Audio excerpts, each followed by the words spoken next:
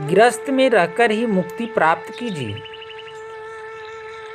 अगर दानशीलता, तप और सद्भावना का पालन करते हम मुक्ति के समीप नहीं पहुंचते, तो समझ लेना चाहिए कि हमने इन कार्यों का वास्तविक रूप में पालन नहीं किया। भविष्य में मुक्ति प्राप्त होने के लिए बंधनों पर ध्यान मत दो।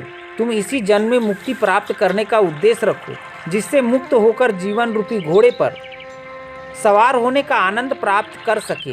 खच्चर पर लदे हुए मूर्ख की तरह समस्त जीवन व्यतीत कर देने में क्या लाभ है।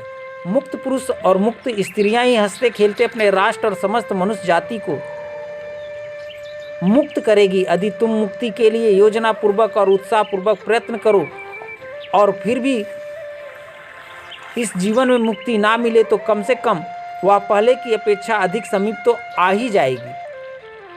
तब तुम्हारी आगामी पीढ़ी उसी और भी समीप आ जाएगी। इसके परिणाम स्वरूप उसमें आगामी पीढ़ी तो मुक्ति पर सवार हो ही जाएगी। उसमें आवश्यकता इसी बात का ही है, तुम अपने आगामी संतान को मुक्ति के लिए बेचैनी का भाव पैदा कर दो। अगर तुम ऐसा कर सको तो समझ लो कि तुमने मुक्ति प्राप्त कर ही ली और कोई तुम्हें उससे वंचित नहीं कर सकता, चूँकि मुक्ति और बंधन मन पर निर्भर करता है। इसलिए राग, द्वेष और आसक्ति रहित फल की आशा न रखकर गृहस्थ कार्यों को निष्ठापूर्वक पालन करते हुए कर्म बंधन से छूट सकते हो। अखंड ज्योति, जुलाई 1959, पृष्ठ 10।